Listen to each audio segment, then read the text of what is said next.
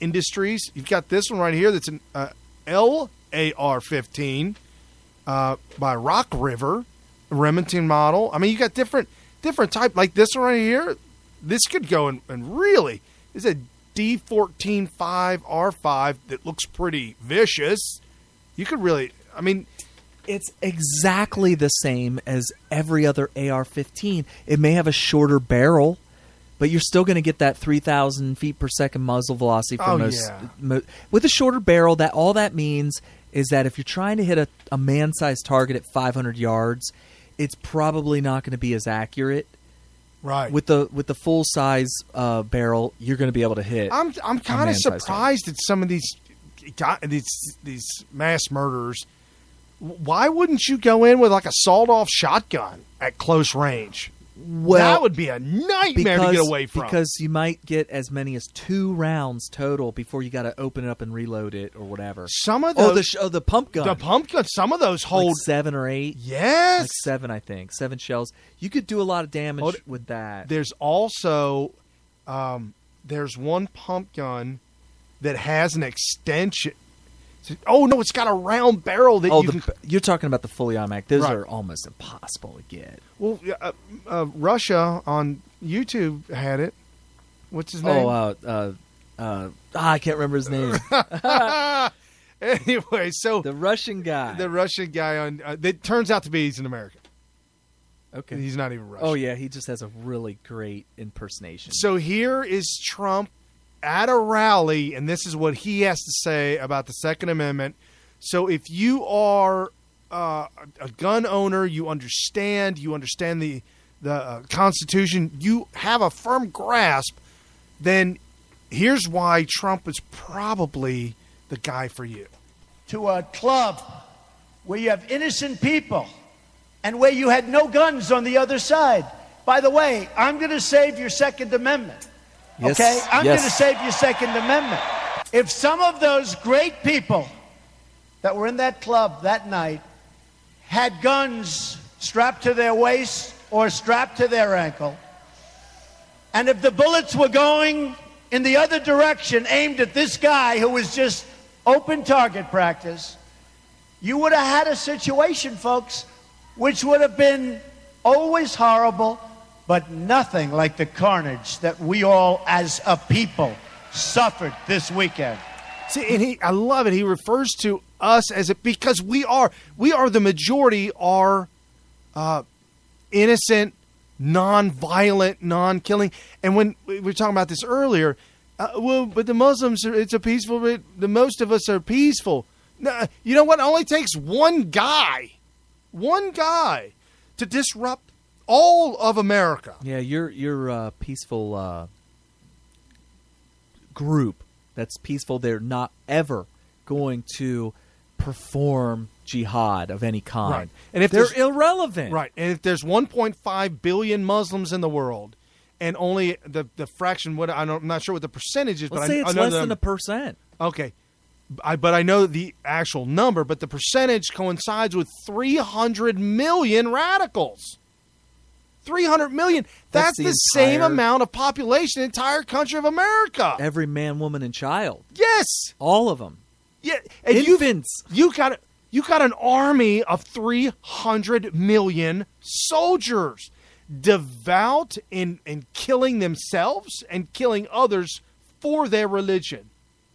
Yeah, it's particularly if the people that are not Muslim. And we know this is World War III. They've declared it on us. We're talking about this. You know what this is? This is that guy that, now, a lot of you millennials will have no idea what I'm talking about. But if you're older than millennial, you'll know.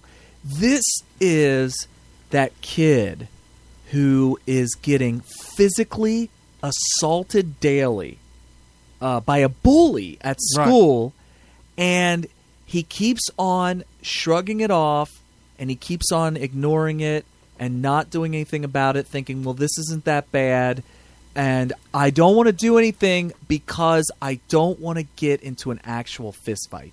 Let me tell you something. The fight is already happening. You're just acting like it's not. So what did you eventually have to do? Oh, you saying this happened to me? this actually, I know the story that you're telling. yeah. This story. went on for weeks, and I remember thinking, it's just the way I was taught. You don't want to get into a fight because you get in super big trouble at school. So get this suspended. They tell your parents you'll get grounded. And I'm calling him out too. His name's Rob Evans. Hey, Bob Evans? Robert, yeah. Bobby Evans. Nobody called him Bob. It was Rob. So I would have made fun of him and called him Bob. I'm shocked now that I look back at it. Nobody did. Everybody just knew him as Rob. Dude, I was the one who clowned on people. Because I got beat up a little bit, so my defense mechanism was to make fun of him. So, this was in junior high, and he just tormented me and was getting physically violent. He was literally fighting me without me fighting back. And not like huge swings or anything like that, but like bitch slapping and stuff like that. And then when I wouldn't fight back, what I didn't know at the time, because I'm just a kid, but man, was I giving him the green light. Right. Like, oh wow. To continue his terrorism. I'm going to make sure he's on a terror watch list. Oh, yeah. He's on a no-fly list. You and that sausage ain't going to cut it no more. Oh, man. So, anyway, and then he loves his sausage. Yeah. So, anyway. That really so this went on for a while, and then finally I pretty much went into tears to my dad because I thought, if I fight this kid, I'm going to get suspended, I'm going to be in big trouble, and then my dad's going to disown me, he'd be really mad, I'll get in trouble with him, whatever. And so I told him the story, and I was shocked. He goes, "Welp, it's only one answer. I guess you're going to have to fight him." And Dude, I am taken back by your dad saying it, because that's not your dad. Your dad wouldn't. Oh, I was in tears telling him about it. I didn't want to have to tell him, but I eventually thought, I gotta do something. He's like, "I guess you're going to have to fight him." And I may have even went further and said, "Well, I might get in trouble for that." And he's like, "Well, gotta do what you gotta do. Price you gotta pay sometimes." Yeah. So the next day, this kid had no idea, because this was going on for about a month. This kid had no idea. I woke up early, and I trained before going to the bus stop. Wow. I got my beanbag chair. And back then, they were made out of actual leather. They were leather, real cowhide. Right. And I used it as a heavy bag and was like punching into that thing as hard as I could. Like my adrenaline was flowing. I'm surprised I didn't put a hole in that thing. Wow. And I was like jumping up and down like you're going right before a prize fight, Right. And I was all pumped up. And I go down to the bus stop, and I get there early, so I was there before him. And I'm sitting there and, just like thinking, I was probably going to end up in a fight. And before he even arrived, he was about 10 feet from getting to the bus stop. He sees me. He goes, "Hey, Carrie, you going to fight today?" And I was like, "Yep." And everybody was like, because he was with like a bunch of people that were also, part of my friend, my circle. So I wasn't worried about getting jumped or anything like that, but he was shocked. You should have seen the look on his face. But you know what, though? He kind of had that look on his face like, oh, crap, this is really happening? Is this really going down? Oh, man, did this guy get lit up. I think he may have laid a fingernail on me because I had this scratch across my face where his fingernail caught me. Somehow. Oh, so he had girly nails. Something like that. But man, I popped him in the face so good, and he had blood coming down from inside of his mouth. And that you know what he did when I did that? He was like, "You blank," and rushed me. Right. And I just double leg takedown him, and I choked him out. See, and that's the thing too. As a boy being in wrestling, I certainly I'll tell a kid in wrestling cannot, if he knows, cannot be beat up. But I made sure. Here's the key. So this is a lesson I want everybody listening to take away from him. I made sure that fight was not over until I got him to the point where it was full unconditional surrender. Right, and you have to. Oh, I didn't just kind of pop him and then kind of run away, or pop him a couple times and like win the fight and be like, "Whatever, you good." I made him not only scream that he was sorry to me, but I made him repeat it several times. You got to. I said, I don't hear you.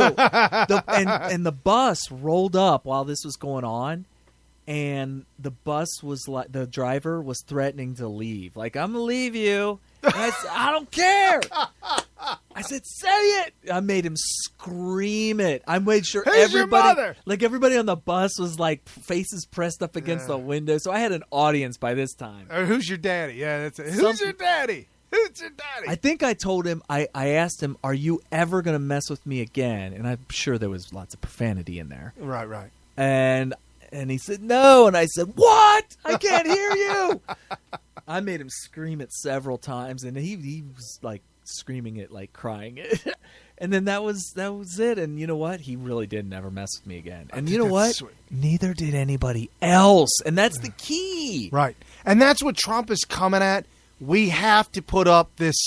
We have to let these people know that we aren't messing around. We got to make them scream and cry for mercy. No matter how. And then we'll have peace. Right. No matter how awful that may sound to you on the left, this is what needs to be done. This is what has to be done. And it's interesting because I think the thought is that when you go that route, then you use your supremacy, superiority, the treatment that everybody around me at the time gave me, which was, oh, don't mess with Kerry because he'll beat you up, or he can beat you up. Right.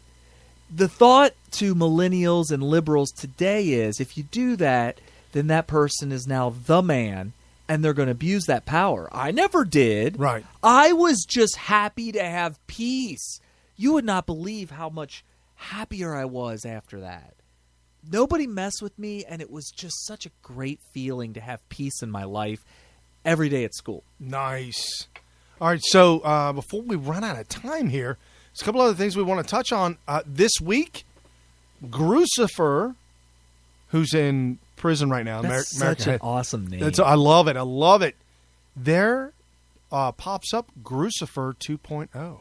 I thought, is that not him, or is that somebody else? No, that's somebody else. Shut up. 2.0. He's out. He's like, I'm Grucifer 2.0. Why wouldn't you come up with your own name? It's like, no, because that's too good. He's probably a friend of his. Okay, if he's a friend, I'm okay with that. Yeah. But if it's just some random dude, well, but you gotta make your own name. No, but he said Grucifer 2.0 because he's going after the liberals like Grucifer did. Grucifer went after Hillary.